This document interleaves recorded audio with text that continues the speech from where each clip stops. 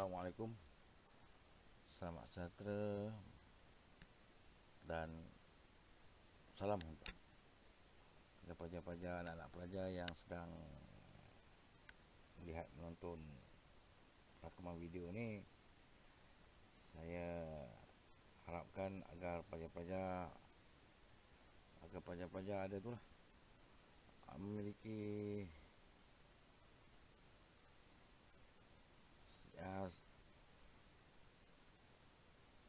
sekurang-kurangnya pensel dan juga kertas lah, supaya boleh buat catatan sedikit lah. Okey, pada malam ni kita nak sambung balik apa yang kita dah belajar sebelum ni, iaitu berkenaan litar tertimbang gelombang penuh. Okey, anak-anak pelajar, litar gelombang penuh yang kita belajar sebelum ini adalah membentuk seperti inilah. Dia terdiri daripada transformers, 4 unit diode, dan dia ada perintang. Pada perintang sebenarnya ada satu unit kapasitor lagi lah, C1 kita ada pada litar ni. Okey, gelombang arus ulang-alik dia berbentuk sinus, graf sinus macam ini, yang mana pada keadaan mula-mula sekali T kosong, voltage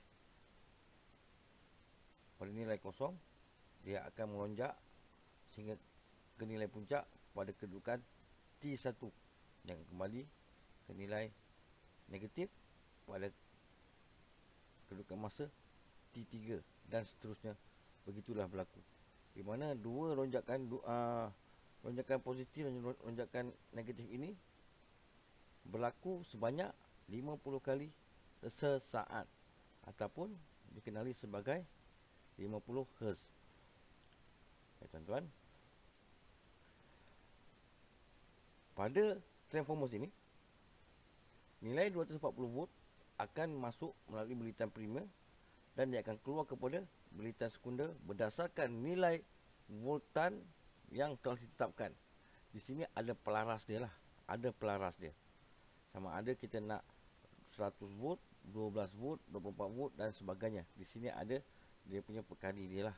Bilitan primer ni kena banyak, bilitan sekunder ni kena kurang lah, untuk jadi dia step down. Okey, pada ketika masa T1,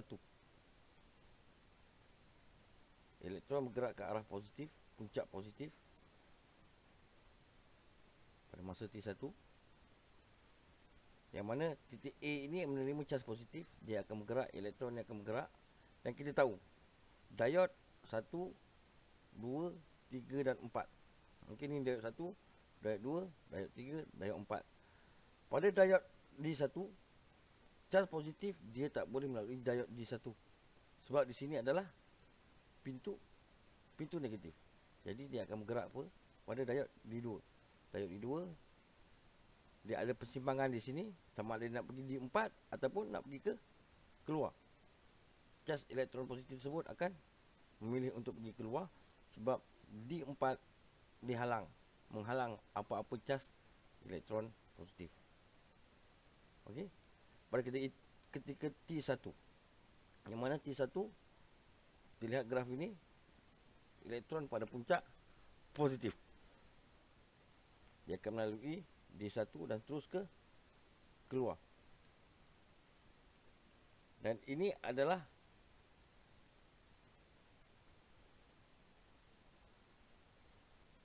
bentuk output. Okey, masuk kosong dan dia akan keluar ke T1 pada nilai puncak. Ini adalah graf output dia lah. Graf output dia sama dengan graf input. Cuba lihat ya. Graf input warna hitam, graf output warna biru. Sama saja dia punya bentuk. Pada ketika T2, maafkan saya, T3, dia dah masuk T2 di sini, dia akan turun. Dia akan turun untuk pergi ke T3. Kita lihat puncak dia adalah pada nilai negatif. Kita lihat di sini, elektron positif berada di sini. Kita lihat elektron negatif berada di bawah. Elektron positif kita berada di bawah pada kedudukan negatif, pada kedudukan di bawah. Kita lihat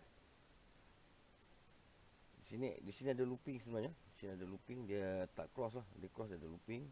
Dia ada looping. Elektron itu akan bertemu simpang.